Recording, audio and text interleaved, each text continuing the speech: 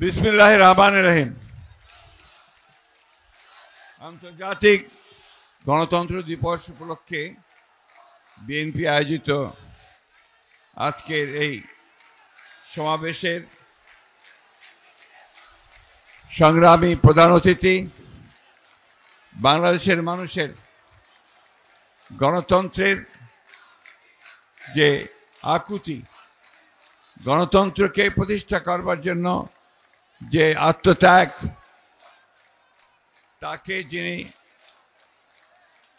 দূর থেকে নেতৃত্ব দিয়েছেন এবং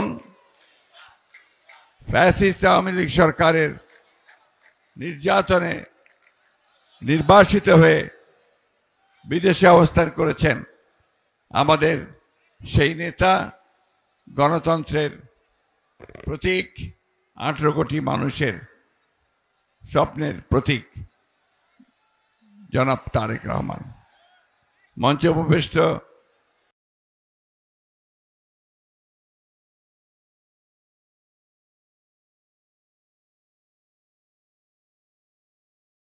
করছেন, তিনি কথা বলবেন, উনি আমাদের এই আন্দোলনের নেতৃত্ব দিচ্ছেন।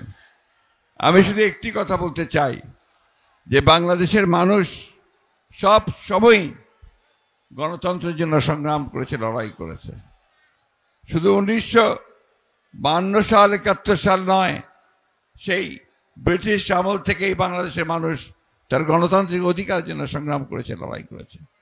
তারই ফলশ্রুতিতে আমরা আজকে দেখেছি যে এই ফ্যাসিবাদী আওয়ামী লীগ সরকার, শেখ হাসিনা সরকার যখন দীর্ঘ 16 বছর ধরে এই দেশের জনগণের উপরে স্টিম রোলার চালিয়ে গেছে, সেই স্টিম রোলারকে উপেক্ষা করে বাংলাদেশ জাতীয়তাবাদী দল, যার প্রতিষ্ঠাতা ছিলেন শহীদ প্রেসিডেন্ট জিয়াউর রহমান, দীর্ঘ সংগ্রাম করে আমরা আজকে একটা মুক্ত পরিবেশে উপস্থিত হয়েছি।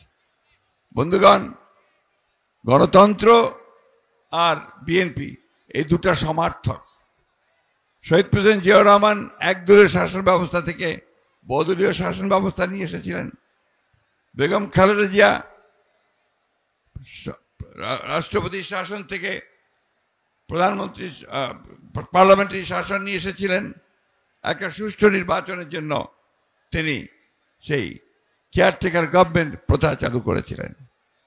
বাংলাদেশের জাতীয়তাবাদী দল, আপনারা দেখেছেন 2016 সালেই দেশটি বেগম খালেদা জিয়া ভিশন 2030 দিয়ে গণতন্ত্রের যদি সাস্টেইনেবল হয়, সে যে লাক্সই হয়, টিকে থাকে, তার জন্য সংস্কারের কথা বলা হয়েছে।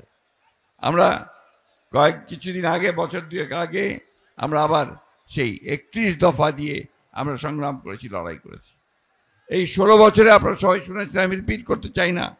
আমাদের অসংখ্য প্রাণ ঝরেছে, আমাদের অনেক লোক কারাগারে গেছে, যে নির্যাতিত হয়েছে। আজকে এখানে অনেক রিক্সাওয়ালা ভাই আছে আশেপাশে, যারা সেই গ্রামে থাকতে না পেরে তারা শহরে চলে এসে এখানে রিক্সা চালিয়েছে। আমাদের অনেক ছাত্রনেতা, তারা এখানে রাস্তায় হকারের কাজ করেছে।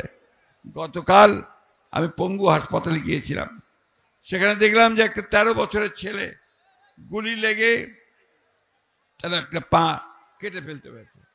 এই যে ত্যাগ, এই তিতিক্ষার মধ্য দিয়ে বাংলাদেশ জাতীয়তাবাদী দল এগিয়ে চলেছে, গণতন্ত্রের সংগ্রাম এগিয়ে চলেছে।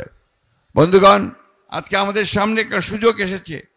ছাত্র জনতার আত্মত্যাগের মধ্য দিয়ে আমরা একটা সুযোগ পেয়েছি একটা গণতান্ত্রিক রাষ্ট্র প্রতিষ্ঠা করবার। সেই কথাগুলো আমাদের মনে রাখতে হবে। আমরা সেই সুযোগ যেন হেলায় না হারাই। আজকে এমন একটা অবস্থা তৈরি করতে হবে যেন এখানে সত্যিকার অর্থেই গণতন্ত্রের আর প্রতিষ্ঠা করতে পারি।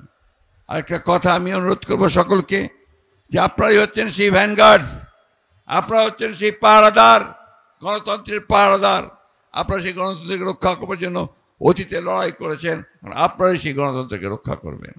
সেই জন্যে এই গণতন্ত্রকে যদি কেউ ধ্বংস করতে চায়, আবার বিপথে নিতে চায়, লুট করে নিতে চায়, সেখানে আপনারা অবশ্যই রুখে দাঁড়াবেন। আমি বক্তব্য বাড়াবো না, শুধু এই সরকারের যারা দায়িত্বে আছেন তাদেরকে অনুরোধ করতে চাই, এখনো আমলাদের মধ্যে, সরকারের মধ্যে সেই ফ্যাসিস্ট আওয়ামী লীগ সরকারের অনেক প্রেতাত্মা অবস্থান করছে। তারা সমস্ত যে প্রচেষ্টা আমাদের গণতন্ত্রে ফিরে যাওয়ার, সেই বাংলাদেশকে ফ্যাসিস্ট মুক্ত করবার, সেটাকে নস্যাৎ করবার জন্য তারা এখনো বসে আছে, চক্রান্ত করছে। এই চক্রান্তকে রুখে দাঁড়াতে হবে। গণতন্ত্র দিবসে আজকে আমাদেরকে আবার সেই শপথ গ্রহণ করতে হবে। যেভাবে বুকের রক্ত দিয়ে আমাদের ছেলেরা এই সুযোগ সৃষ্টি করেছে, বুকের রক্ত দিয়ে হলেও আবার আমরা সেই সুযোগকে রক্ষা করব, বাংলাদেশকে সত্যিকার অর্থে গণতান্ত্রিক রাষ্ট্রে পরিণত করব। আমাদের নেতা ফিরে আসবেন, দেশনেত্রী বেগম খালেদা জিয়া চিকিৎসার জন্য বাইরে যাবেন, সুস্থ হয়ে ফিরে আসবেন, এই দোয়া চেয়ে আজকে আমি সমস্ত পঙ্গু আহত যারা হয়েছে তাদের উপযুক্ত ক্ষতিপূরণ দেওয়ার জন্য সরকারের কাছে দাবি জানাচ্ছি।